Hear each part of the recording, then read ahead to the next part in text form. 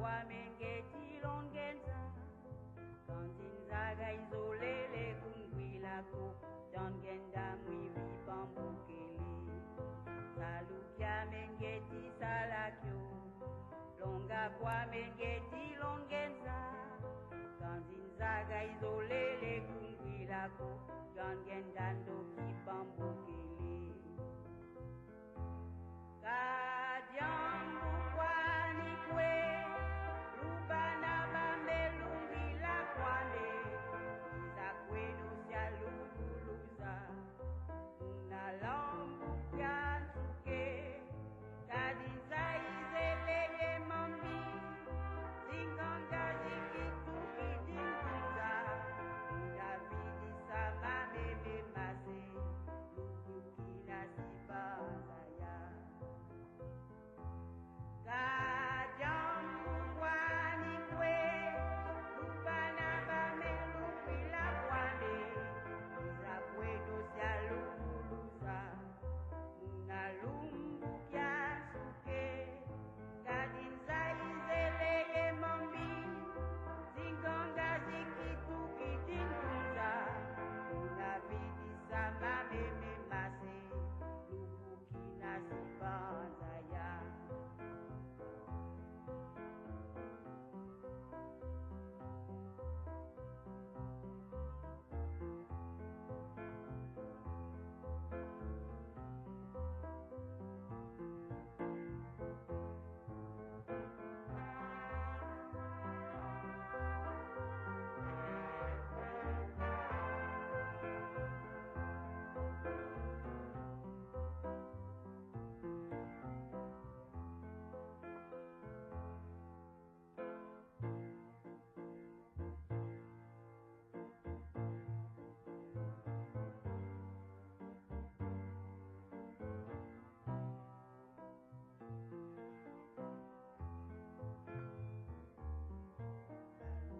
Mengeti salakyo longa kwa mengeti longeta kanzinzaga izolele kungwila jangenda mwivi pambukele salukya mengeti salakyo longa kwa mengeti longeta kanzinzaga izolele kungwila jangenda ndoki pambukele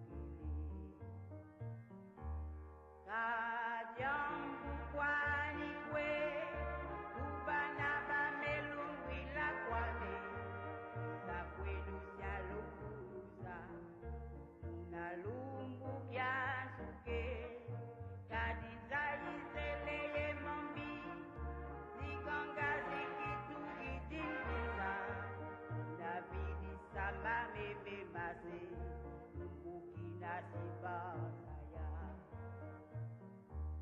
Kadiangu kwani kwe Rubana bamelungi la kwame Iza kwenu swaluguluza Unalumbu kya nsuke Kadiza izeleye mambi Ziganga zikituki dinguza Unabidi sama meme mase Lugukina sibanza ya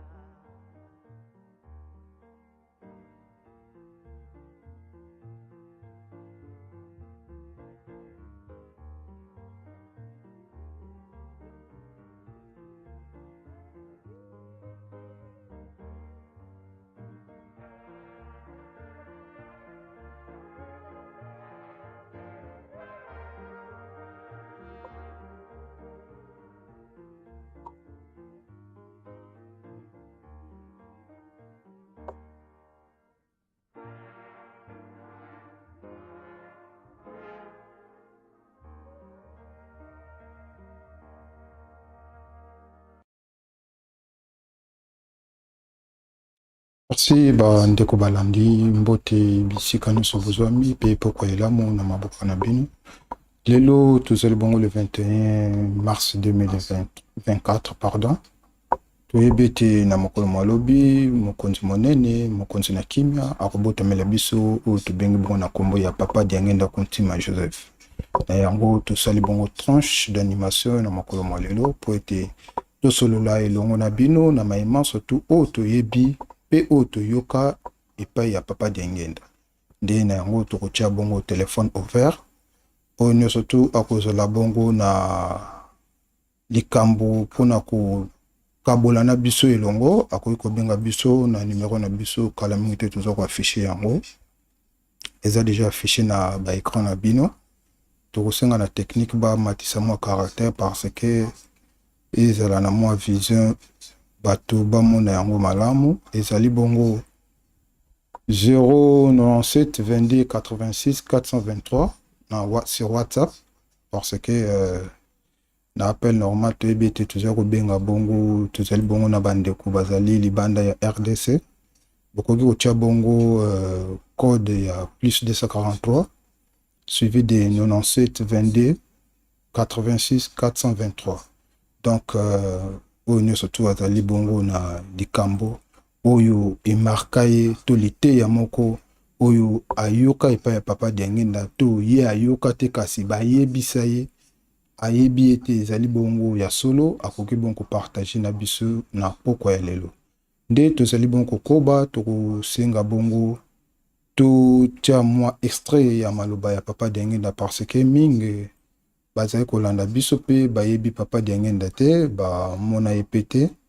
Nde toko se référer na maloba na ye totia image na ye tomona ye pe toyeba ndenge nini azalaki ndenge nini abandaki koloba mateya na ye abandaki kolinga nini. Donc ekozala na biso malamu to partager yango na pokwa ya lelo. Nde toko répéter bongo numéro ya téléphone na biso ezali bongo plus 243 97 22 86 423 plus 243 97 22 86 423. Donc wana ezali numéro oyo toza kosalela na mokolo mwa lelo. Moto nyonso tu oyo azali na posa alekana en direct apesa biso témoignage sur Papa Diengenda pe tokoyoka ye tokozala bongo de bienvenue na kati ya live na biso ya mokolo ya lelo. Nde tokosenga bongo na technique babongisela biso na moni ete eza na problème ya format bakobongisa mwa moke po ete tolanda yango mpenza na bokebi nyonso tu.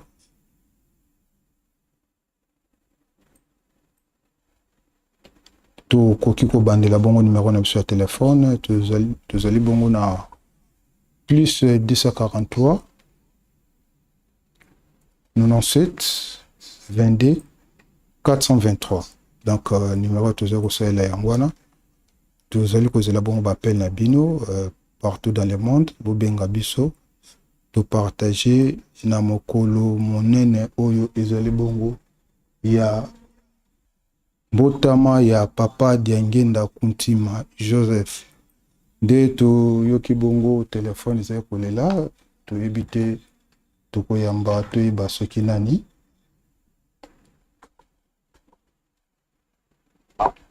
Allô? Yes. Allô? Ok, alors? Bonsoir, papa. Yes. Oui? Vous allez en direct na Masolo Kimbangu TV. Se présenter, s'il vous plaît.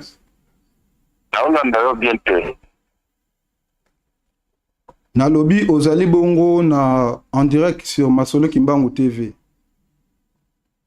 Bon, na mukuse na lokoti na signe na ngai na ebiote. Bon, tomoni papa zoloba makambo mususu azobetela biso masolo mususu ke alokotaki sim soki ndenge nini. To bandeli bongo numéro ya téléphone ezali bongo plus 243 97 22 86 423. Tozali kozela bongo appel en attendant tout landa bongo message ya Papa Diengenda na voyage na ye ya ezalaki bongo le 22 juillet 1989 na mboka Angola. Toyoka message ya Papa Diangenda epai ya bandeko na biso bangolais tolanda ye mpenza na bokebi mingi pamba te ezali bongo baimage ya archive qualité kozala mwa nini me tolanda nde message yango nde c'est important. Je voudrais vraiment pas vous retenir trop longtemps, mais je suis tellement content de vous voir encore aujourd'hui à la tête de ce département. Et nous espérons que celui qui nous guide, nous tous, vous installerez encore pendant longtemps dans ce département. Pourquoi? Parce que vous avez connu le début et la continuité. Et vous êtes membre du comité central, qui est justement la rentrée principale après la présidence. Eh bien, je crois que nous allons continuer à vous épauler dans cette mission. Et tout ce que vous avez dit, l'église kimbangiste, en tant que nègre, a connu beaucoup de problèmes, que ce soit en Angola, que ce soit au Zaïre, que ce soit au Congo. Nous avons connu des relégations sur relégation. Mais le bon Dieu nous a aidés parce que la vérité n'a pas moyen de la cacher. Aujourd'hui, la vérité triomphe en Angola en nous amenant la paix. Tous les problèmes que nous avons connus nous ont formés. Aujourd'hui, votre âge vous permet aussi d'appréhender l'importance de cette transition qu'a connue l'Angola après le départ des Portugais. C'est une période de transition.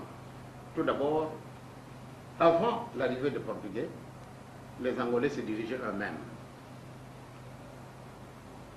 Ils sont arrivés avec une mainmise certaine pour essayer de nous étrangler et nous avons accepté carrément ce qu'ils voulaient parce que, pour raison de force, nous étions impuissants devant eux. Nous avons accepté les souffrances pendant presque 500 ans. Vous êtes restés colonisés. Mais chaque chose en son temps. Aujourd'hui, vous êtes arrivés à ce stade où vous allez décider vous-même de votre sort. Eh bien, réellement, votre pays, il est immense, il est riche, très riche, parce que je l'ai fouillé. Je me souviens encore très bien, pour la première fois que je suis arrivé ici en 1975, en février, quand j'ai vu un peu le relevé de tout le gros bétail. C'est un exemple que je donne. Les cheptels, vous aviez 15 millions de têtes de gros bétail. Et le président Mobutu me l'a confirmé encore quand je lui ai parlé que vraiment j'étais en profondeur en Angola et j'ai vu les immenses richesses qu'ils ont. Vraiment, ils doivent garder ça jalousement. Et aujourd'hui, voilà, nous avons connu des problèmes. Tous ces problèmes que nous connaissons, c'est normal. Nous devons les enterrer. Nous devons chercher par tous les moyens qu'il y ait la grande paix en Angola. C'est un beau pays, il est riche et vous devez exploiter vos richesses. Ça vous appartient. Le bon Dieu les a donnés, non pas aux étrangers, mais c'est pour que ça soit profitable au peuple angolais. Et pour ce motif, je crois que notre petite contribution, elle est présente. Les Kimbanguistes ne vous décevront pas. Quand un Kimbanguiste essaye de mettre de désordre au sein de l'Église, au sein de l'État, celui-là, ce n'est pas un Kimbanguiste. Parce que mon père, il avait dit, en 1921, que l'homme noir deviendra blanc. Les blancs deviendront noirs. Et ça donnait une confusion. Et les gens ont très mal exploité ça. Or, il avait parlé que les Angolais dirigeront leur pays eux-mêmes. Donc, une autorité, elle vient de Dieu. N'importe laquelle. Pour nous, toute autorité vient de Dieu. Donc, quand un Kimbanguiste se contredit, à ne pas accepter la prophétie de Simon Kimbangu, alors celui-là, ce n'est pas un Kimbanguiste. Et je suis heureux parce que la fois passée, quand vous m'avez reçu, vous m'avez dit qu'il n'y avait pas de problème avec les Kimbanguistes. Alors, c'est ça qui fait ma fierté. Quand je pars au Congo, j'entends les autorités dire « Ah, mais vraiment, vos hommes travaillent beaucoup. » Ah, parce que nous avons un principe. Ce principe, je l'ai divisé en trois. L'amour, tout d'abord, pour le frère, pour n'importe en tant qu'humain. Nous devons connaître un amour sincère. La garde de commandement, c'est-à-dire le respect de l'autorité, le respect de l'autorité divine, et le travail. Et c'est pour cela que malgré nos faibles moyens, parce que nous n'avons pas de vache mère, nous devons tout faire nous-mêmes. Mais malgré ça, vraiment nous travaillons. Et c'est ça que je leur instique en Angola. Ils doivent travailler comme nous le faisons. Si par exemple, un jour vous arrivez à Kinshasa et que j'apprenais et que j'ai demandé à notre président pour vous avoir, ne fût-ce que pour quelques minutes, pour que je vous fasse une certaine démonstration des travaux que nous réalisons, tant au point de vue agriculture, parce que voyez-vous, c'est la priorité des priorités. Et je suis sûr et certain que la paix va renaître en Angola. Eh bien, utiliser l'agriculture parce que ça, c'est la base même. L'homme blanc nous a foirés. Il a fait ça expressément. Voyez les immenses richesses que vous avez ici. Et s'il vous apprenait toutes les méthodes, eh bien, on allait réclamer déjà notre indépendance depuis longtemps. Alors, ils nous ont laissé là. Ils n'ont pas voulu à ce que nous puissions ouvrir les yeux comme nous les avons ouverts maintenant. C'est pour cela, ce que vous avez dit, je m'appelle Djangé Ndakontima, c'est-à-dire tout ce que vous dites, ça rentre dans mon cœur et je vais leur en parler. Vous pouvez être certain que nos hommes ne vous décevront pas. Ils seront toujours derrière vous. Et ce sont des gens qui sont les vôtres. Franchement, ils ont besoin de votre protection. Pourquoi? Parce que vous, en tant que l'État, et en tant que serviteur de Dieu, eh bien, ils sont les vôtres, entièrement les vôtres. Ils ne contrecarreront jamais l'action du gouvernement. Là, c'est ma parole d'honneur que j'ai toujours demandé à mes collaborateurs qu'ils soient fermes dans leur position chrétienne. Parce que, tout d'abord, moi, d'où sommes-nous venus? Qui sommes-nous? Aussi longtemps que nous ne nous penchons pas à découvrir ce que nous sommes en réalité, eh bien, je crois que nous allons toujours dépendre des autres. Or, c'est nous qui sommes la base de l'humanité. Les gens ignorent ça. Aussi longtemps que nous n'avons pas connu ça, nous allons toujours laisser fuir toutes les richesses que l'Afrique aujourd'hui a. C'est pour cela que nous devons tout faire pour que la Namibie et l'Afrique du Sud aient aussi leur indépendance. C'est leur pays. Mais pour cela, il leur faut un encadrement. Parce que nous ne voulons pas. Nous avons connu beaucoup de problèmes au Zaïre, et vous venez d'en connaître en Angola, et que la Namibie, et qui est presque l'avant-dernier pays à décrocher son indépendance avant l'Afrique du Sud, eh bien, réellement, nous avons grandement besoin de votre appui, de votre savoir-faire, des conseils que vous allez leur transmettre, pour qu'ils ne vivent pas le même état que nous avons connu au Zaïre. Parce que cette guerre-là, elle est nuisible. Cette guerre de l'Angola, elle a été tellement nuisible. Elle a détruit la société angolaise. Et pourtant, les Angolais, tels que je les connais, c'est un peuple tellement pacifique. Mais aujourd'hui, on a appris à faire la violence, et voilà les conséquences. Mais Dieu dedans, vraiment, nous avons travaillé durement pour qu'il y ait la paix en Angola. Donc vous pouvez compter encore une fois sur nous. Pour ce qui regarde l'enseignement, par exemple, fait les écoles. Les écoles que nous avons fait nous-mêmes, je pense bien que, je ne sais pas si je peux me permettre de présenter quand même votre collaborateur. Il a étudié chez nous, dans nos écoles. J'étais tellement content de le voir. Et je vois, quand j'étais à Ouizy, j'ai rencontré beaucoup de jeunes militaires et je leur ai donné des conseils. Attention, vous devez défendre l'Angola. C'est votre véritable propriété. Et vous devez garder tout ce que vous avez à votre portée, puisque ça vous appartient. Ça n'appartient pas à l'étranger, ça vous appartient. Et partout où je suis passé, quand j'étais à Ouam aussi, j'ai rencontré beaucoup de militaires et que nous avons formés dans nos écoles. Et bien pour moi, franchement, c'est la joie. Et que, dès que je l'ai vu, vraiment, j'étais content, parce que je savais très, très bien que l'État s'occupe de nous.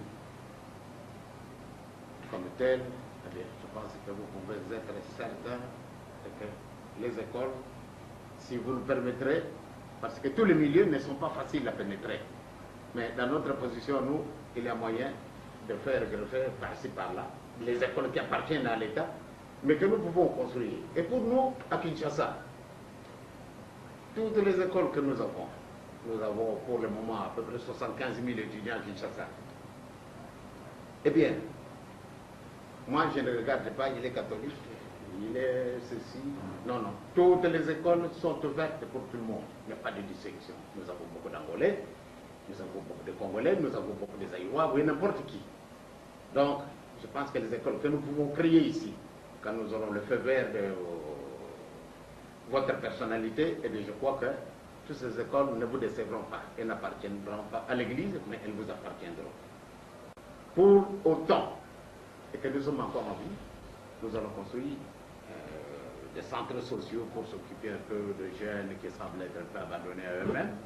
Je pense que nous avons fait notre petit pas à Ouabo. Quand j'étais là, j'ai trouvé un petit orphelinat.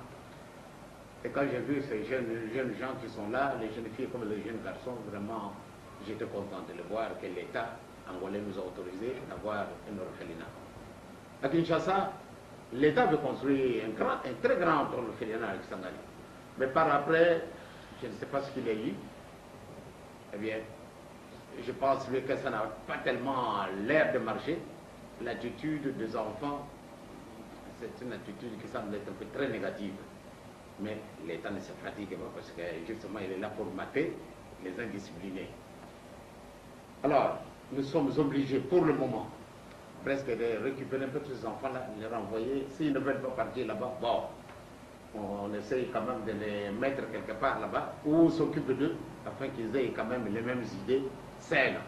Parce que voyez-vous, un enfant orphelin, quand il voit qu'il a perdu tous ses parents, c'était quand pendant la guerre, la réaction n'a pas toujours été bonne.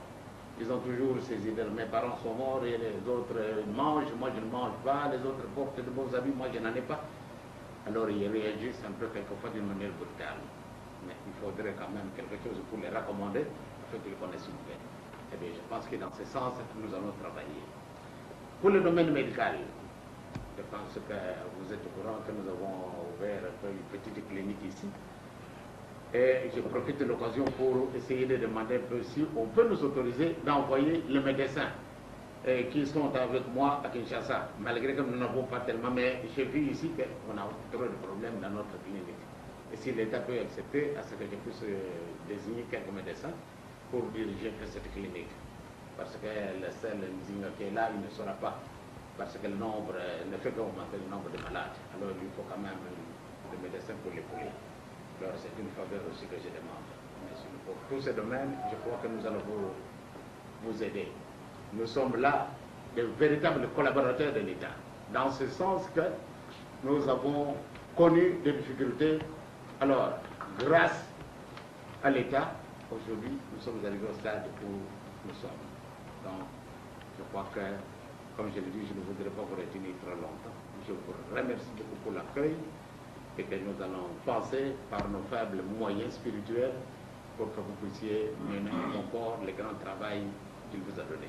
Et je dirais, je profite de l'occasion pour remercier M. le Président de ce qu'il vous a parachuté pour que je puisse être reçu par vous.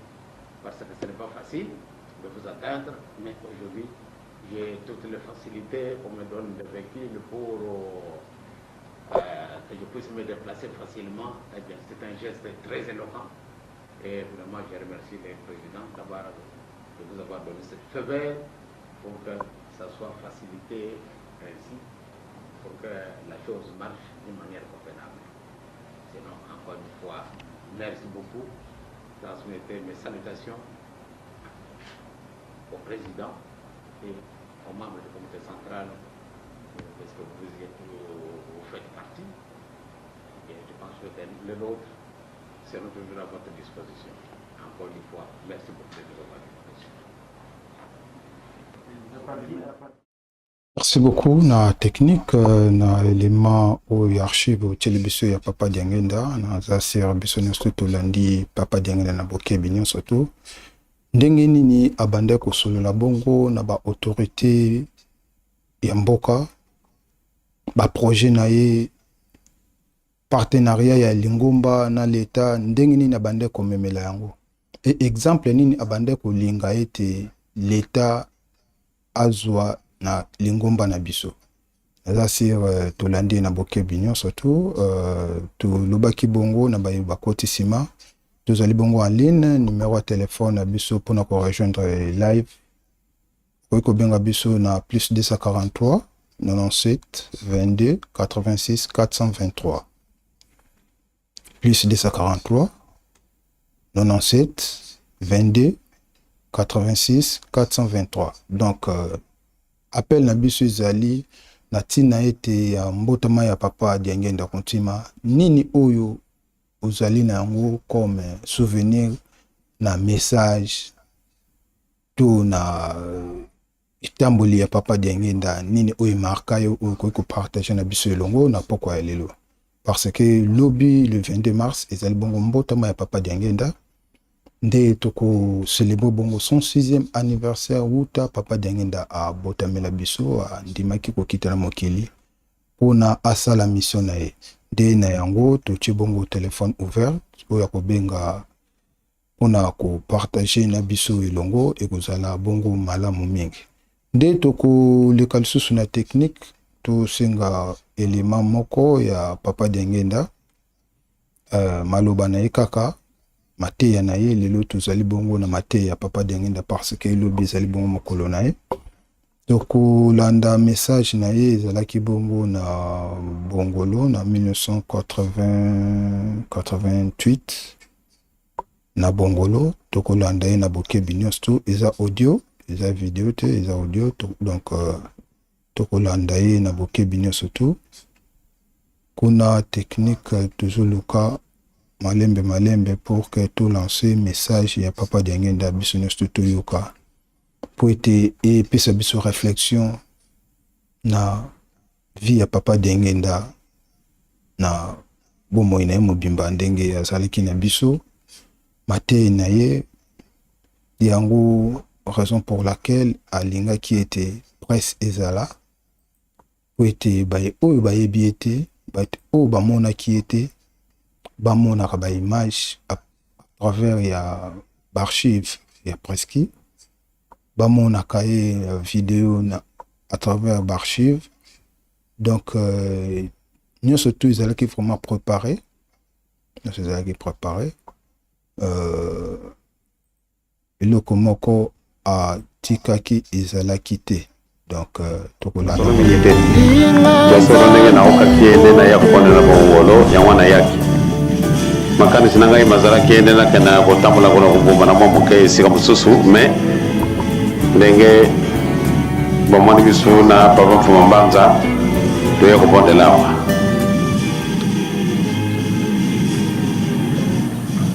toyaki na mateyi nyonso bapesi biso mateyi mangoma alongwi na kati na mokanda bomoi ezali mawa te ya bowanga te me ye baponi ye po ate ya biso na ngai na yo tosi tooki ete biso tozali libote ya banganga ya banganga kisi te tosi toponami po ate tosala mosala mwa ye bongolo c'est-à-dire soko nakumi awa nakumi zoba alors nakumi tunaka toujours kasi biso bato mwindo tolongo wapi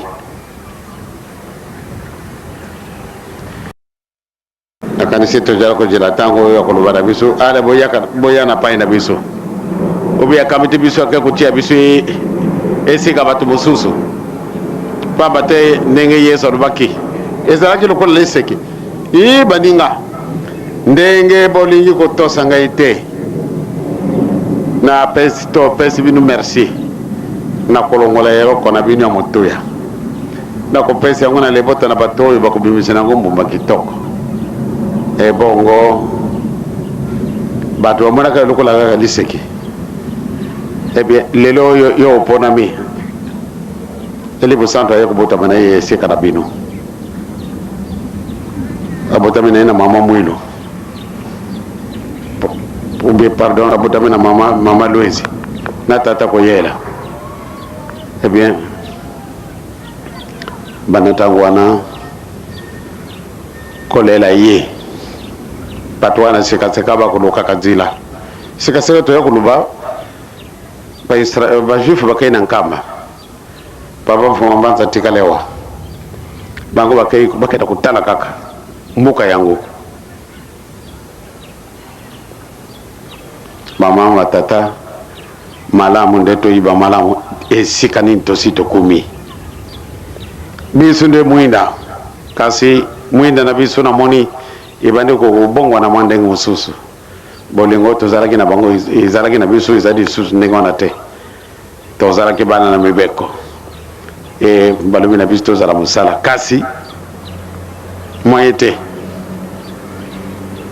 pona nini to bande ko kanisa kasika to bima kana dibulu soko batika bisu na kata na dibulu nde malamu penza pamba te tangu wana tosito mesana kana biso de kamuyo so lingi osala osali kasi tosito bimi na dibulu balubi to jungira disusu te batata na mama na bongolo na kanise bozala na kanise wana mama ke kasi siko biso to pesa mani izali sika nini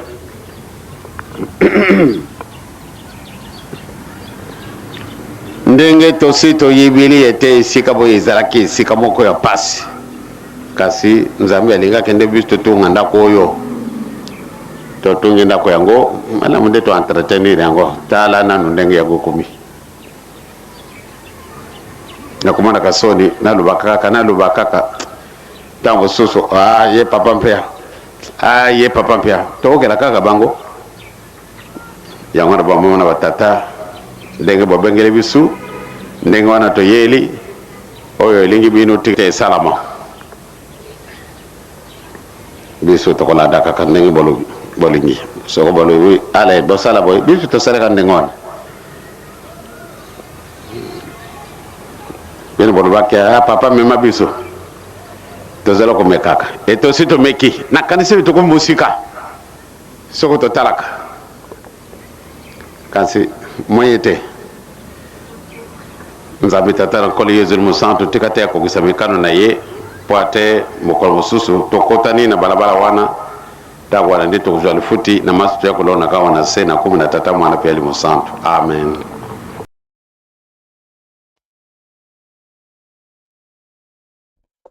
Bolimbisi, message penze là qui prévu en côté, mais bon, ils appellent très important. Toyo qui n'a pas su pambate, ils allaient bongo, mokolo moko, ils allaient dédier na papa d'Yangenda. Ndé toujours landa deuxième message. Toyo ka par rapport ya koyima yima na biso bandemi.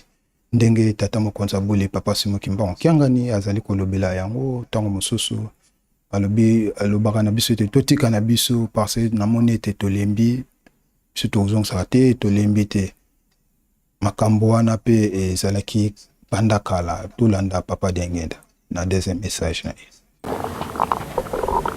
okumbi tata mwana pia ni musanto na sina oki kolela na bino na sina oki ndenge bino poza kuluba ba mama batata na kanisi kolela na biso ya mukolo na mukolo ya solo tokozala kana mpusa na biso mokote tozala kuluka nzila poate tojunga esika biso ozalaki soko tolobi na bino ete biso tokotunga eloko oyo emonanaka nano kati na mokili ezali mopasi mpo ate bodima yango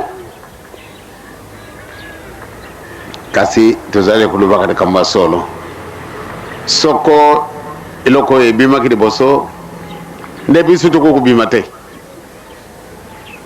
kasi soko tobimi pamba te nzambe aponi biso ete ya solo malamu nde bobongisa yango wana nde tozali kobonda itumba mpo ate tobongisa kasi nakokosala mosala wana ngai moko te obe na ngai na papa pumambanza papa kulutu nzambe aponi bino soko bozalaka na biso kuna te nde bokokolanda biso te kasi ntango oyo pamba te bomoni ete awa malamu nde tozwa oyo ezangi biso banda ntango wana bien mobulu moyingili satana ekotia mobulu na ye mpasi esi emonani na kati na mokili yango na bamama na batata bana papa simoki mbango tokenda kosenga lisusu na banani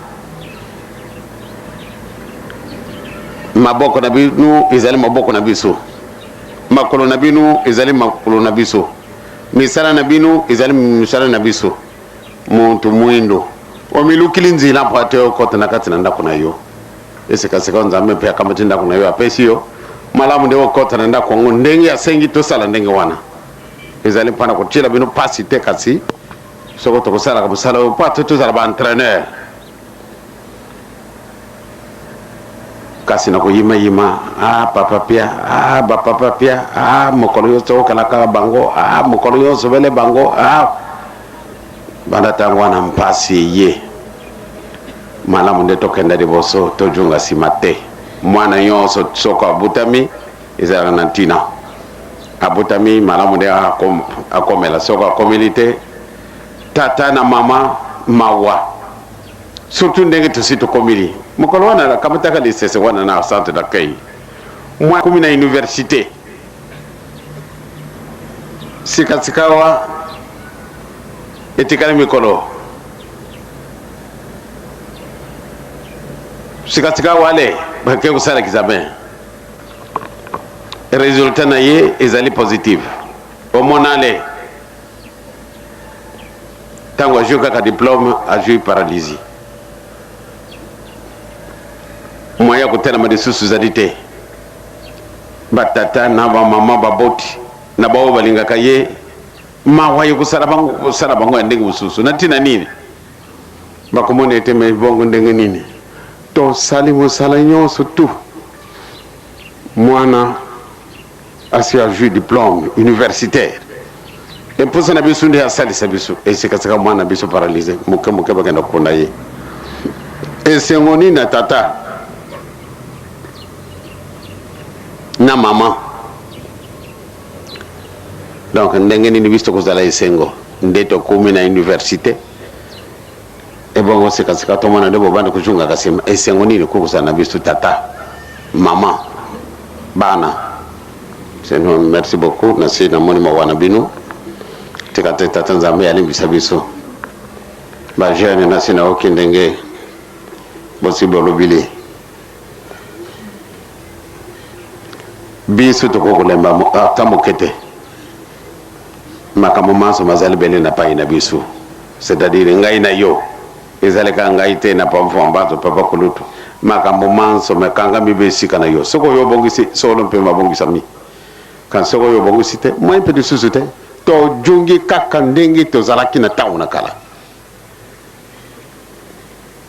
yango natika te tata nzambe akomisa biso esika wana si akasinaka nde tokokuma elakana ye kenda juste po ate tosepela ye mokolo wana toya kojelaka po ate biso banso na bino na biso nde tosepela elongo po ate ye mpe amone nde solo yesu tala nano oyo mokumba oyo opesaki ngai etala nano bana na memini yo mokolo wana tokozala na bosepeli mingi mpamba te tokozala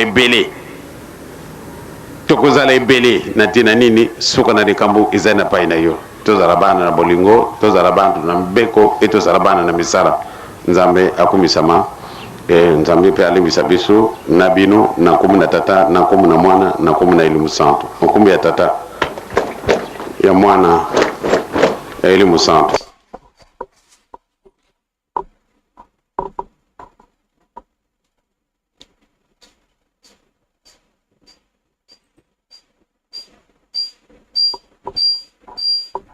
Merci beaucoup, merci technique na message qui toko bouti koche la biso ya papa Diangenda to landi na boke binyo surtout. En tout cas personnellement esalinga ipasi na kolanda maima surtout papa Diangenda ndinga alobeli yango et touchenga makasi parce que makambo yango ka tozo komona mikolo yo tango ba tata na biso bazali ko nyonga bazali ko sepelate biso to kozala bon na lipambolite tondimaki to kosala mosala ndenge bakotindela biso kasi nini zali komonana masengi na mabe bolembo bandi kokota ndenge papa simungi mbakenga ni mokonza bula kolobaka ete ebandeli ezalaka na suka te kasi suka nde ezalaka na mama na likambo okokino kobanda malamu kasi na suka obungi nzela nde na yango tushenga makasi message oyo na kotala ete na mosala monene oyo tondima tosala ya kotonga nkamba ya Yerusalemi kasi nini ezali komonana bandeko mosusu tolembi bamosusu tolobaka kaka nkamba esalaka papa pasi pamba te ezali bongo elaka batikelaki biso ete soki totongi nkamba eluselemi te pasi na biso ekosila soki moke te nde na yango tozali bongo kokoba ndenge tolobaki tozali bongo na telefone ouvert ndeko nyonso tu alingi intervenir na kati ya direct na biso mokolo mwa lelo akoki kobenga biso sur WhatsApp plus 243 97 22 86 423 tozongeli plus 243 code ya RDC 97 22 86 423 nde toko remercier lisusu mama Justine Lisette azali kolanda biso ataba message pe sur commentaire soki botindi tokomona yango to remercier lisusu mama Annie Makikala merci pour na ba commentaire tout ça la pe ndenge bandeko na biso basali ekozala biso malamu mingi pe totombeli bango feti malamu ya mbotama ya tata na biso Diangenda Kuntima na mokolo mwa lobi le 22 mars nde toyebi ete tata mokonzi abuli azali bongo awa na mboka Kinshasa culte ekozala bongo ya 9h biso bandimi nyonso tu ya ngomba Kinshasa lobi tokozala bongo na kati ya centre d'accueil mpona to célébrer 106e anniversaire ya mbotama ya papa Diangenda Kuntima Joseph nde tokoleka bongo na 3e élément tokolanda bongo témoignage ya papa Mobutu oyo azalaki bongo président de la République na tango wana na 2e République du Zaïre témoignage ne sur papa Diangenda wana ezalaki bongo tango papa Diangenda tiki biso na mayema surtout oyo mokili salaki papa Diangenda toyebi ete na Kinshasa babwakelaki corps ya papa Diangenda mabanga pardon nde le président Mobutu ayaki na centre d'accueil pour na ko témoigner sur papa Diangenda Kuntima dina yango toko landa bongo message wana tozali nango pe awa na technique toko senga bongo na technique ba bongsela biso soki komi prêt ba kosala biso signe lelo ezali mokolo moko tozali kolobela kaka papa Diangenda bombate ezali bongo mokolo na ye tuko célébrer yango na symbole surtout kombate ndenge bakolobaka na biso ba papa na biso ete à chaque fois date historique likolo ezalaka bongo ya kofongwama senga na yo nyonso tu oyo oza nango mposa okozwa nde tokosenga na technique batiela biso élément ya témoignage ya papa président de la République papa Mobutu Sese Seko Kuku Ngwendu Wazabanga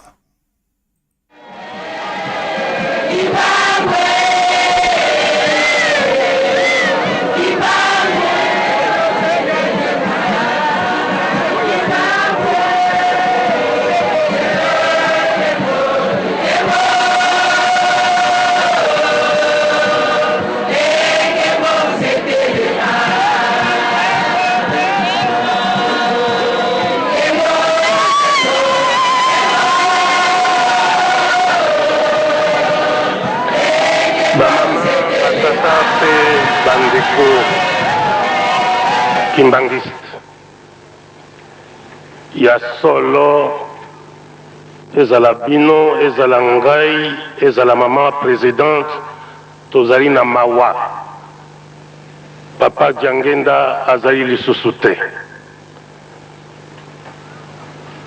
nasengi nalobela bino mwa liloba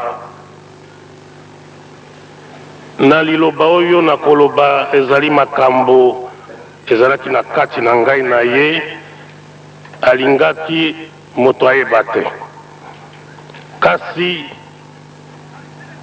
mama Mobutu mwasi na ngai wa yambo boyebaki ye ayebaki yango mama Bobila Dawa bandi nsima na ngai ayebi yango tozalaki bato basatu témoignage oyo nazali kosala botala président de la République te botala citoyen zaïrois Mobutu Sese Seko azalaka kimbangiste te mais azali chrétien catholique. Makambo yango mangoyo na 1958 Mobukoto Kamalibwa tukumitano na mwambi papa Jangenda oyo alali azali koyoka ngai abengisi ngai na ndako na ye alobi na ngai boye papa okomi mingi mpona kosalisa biso bakimbangiste endimami na biso na bakimbangiste mpe endimami na nzambe lokola asimbi ngai na maboko akweya genou alobi oka liloba lya nzambe 1958 ye wana alali azali koyoka ngai akweya genou asimbi ngai na maboko mibale asambeli alobi yoka liloba lya nzambe osalisi bakimbangisi na ngai mingi okokoma moto monene mpe soki okomi moto monene kobosana bakimbangisi na yo te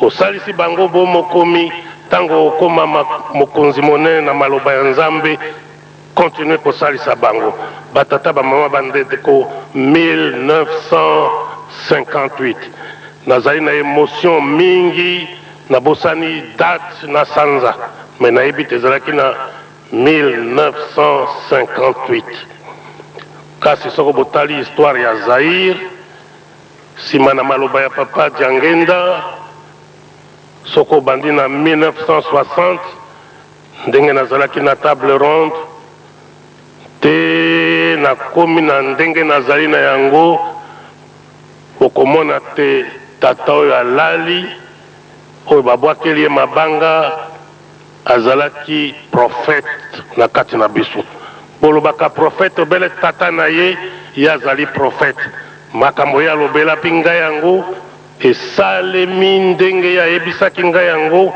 moto ayebaka te na kosenga na ye bolimbisi mpo alingaki moto ayeba te kasi ntango naoki sango na makambo basali na ye na liwa na ye epesi ngai émotion na kosenga alimbisa ngai ekokaki ngai nabimisa yango te nabimisi mpo eyebana te ye wana alali témoignage oyo euti na chrétien catholique oyo atelemi mpo na ye prophète Kimbangisi. Merci suka ya maloba na ngai wana.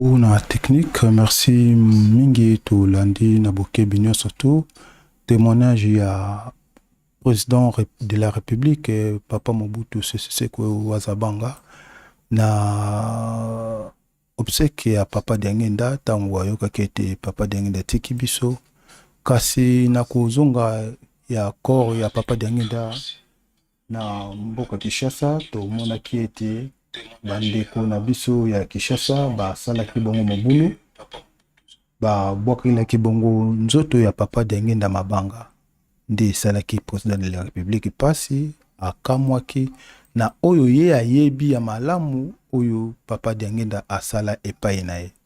Nde na yango ndenge tolobaka mingi te kozanga koyeba ezali liwa ya ndambo, kasi ezali liwa ya ndambo te, eza penza liwa ya mobimba. Pamba te tango osaleli mutu likambo oyo esengeli te ememaka bongo malédiction. Mais malédiction soki ekoti na nzoto ya mutu ezali deja liwa. Donc na yango tozali kokoba kaka na programme na biso sur papa Diangenda. Kasi lelo tukutala tukozonga lisusu mwa sima na masolo ya indépendance toyebi ete papa Diangenda asalaki bongo mingi po ete mboka na biso ezwa bongo bonsomi. Nde tokolanda bongo témoignage ya papa Nino, na sima papa Nino tokolanda lisusu bosengi bolimbisi ya famille ya papa Kasavubu, premier président ya Congo. Pamba te kokoma na ye président ezalaki grâce ya bapapa ndenge tozali komona na photo. Bango nde basalaki mpo na ye azala na esika wana.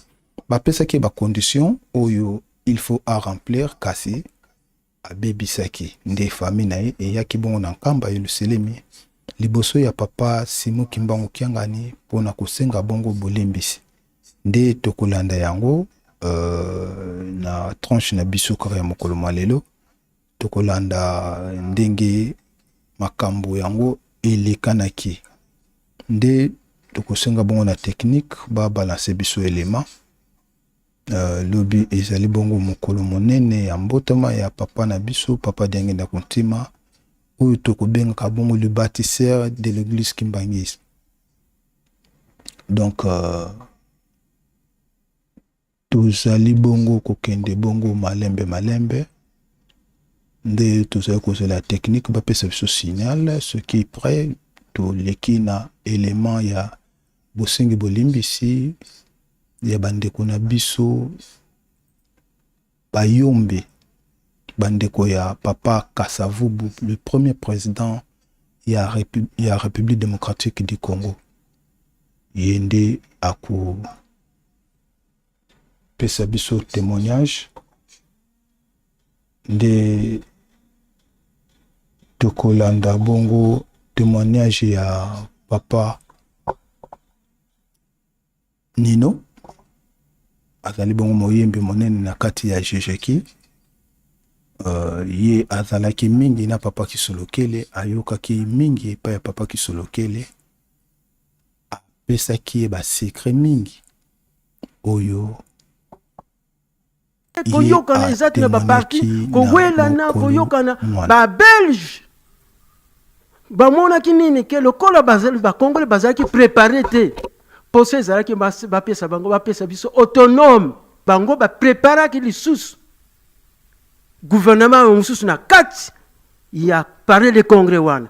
Malheureusement yantiki kombo ya mindele on bazaki 6 ministres bapreparaki na 10 députés na 10 sénateurs na 17 parlementaires na basipriant bapreparaki gouvernement mosusu papa yebete bakongole bakokoka te bakoswana kaka bakoyokana te na sima nde tokobloke bango tokamata gouvernement na biso totia bayebaki yango me balingo koya koloba makambo wana te pamba koyokana ezalaki te.